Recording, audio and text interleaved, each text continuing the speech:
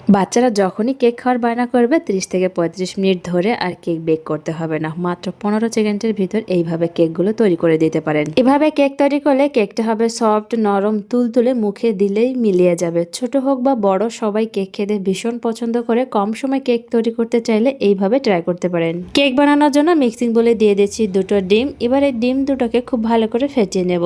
ডিম দুটো যখন ভালো করে ফাটানো হয়ে যাবে, এর ভিতরে দিয়ে দেব গুঁড়ো চিনি, হাফ কাপ পরিমাণে। গুঁড়ো চিনি ব্যবহার করলে চিনিটা তাড়াতাড়ি গলে যায়। গোটা চিনি ব্যবহার করলে এটা গলতে অনেকটা সময় লাগে, তার জন্য আমি এখানে গুঁড়ো চিনিটাই ব্যবহার করেছি। চিনিটাকে ডিমের সাথে খুব ভালো করে মিশিয়ে নিতে হবে। ডিমটা যত ভালো ফাটানো হবে, কেকটা তত বেশি সফট, নরম, তুলতুলে হবে।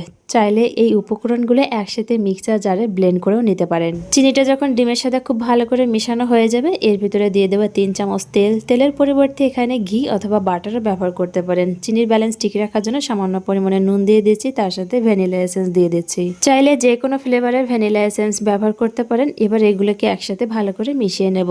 বাচ্চারা যখন হঠাৎ করে কেক খাওয়ার বায়না করে, এইভাবে কম সময়ের ভিতর কেকগুলো তৈরি করে দিতে পারেন। সবগুলো উপকরণ একসাথে খুব ভালো করে মিশিয়ে নিয়েছি। এবার এর ভিতরে দিয়ে দিচ্ছি 1 কাপ পরিমাণে ময়দা, হাফ চা চামচ বেকিং পাউডার। প্যানকেকগুলোকে আরো বেশি টেস্টি করার জন্য এর ভিতরে চাইলে গুঁড়া দুধও অ্যাড করতে পারেন। এগুলোকে একসাথে ভালো করে মিশিয়ে নেব। কেকের ব্যাটারটা একটু ঘন মনে হচ্ছিল, তাই এখানে 2 চামচের মতো দুধ দিয়ে দিচ্ছি।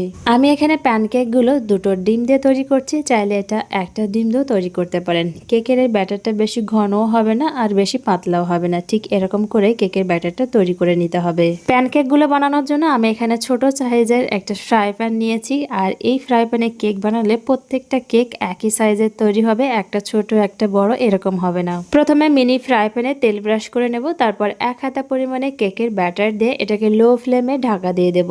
লো ফ্লেমে এটাকে 15 সেকেন্ডের মতো ঢাকা দিয়ে রেখে দিয়েছিলাম। এবার ঢাকনাটা সরিয়ে কেকটাকে উল্টে দিচ্ছি। ফ্রাই প্যানে এভাবে কেক তৈরি করার সময় কেকটা পুড়ে যাচ্ছে কিনা সেটা কিন্তু অবশ্যই খেয়াল করতে হবে। যদি মনে হয় প্যানটা বেশি গরম হয়ে গেছে, কেকটা পুড়ে যেতে পারে, সেক্ষেত্রে গ্যাসের ফ্লেমটা বন্ধ করে দিতে হবে কিছু সময়ের জন্য।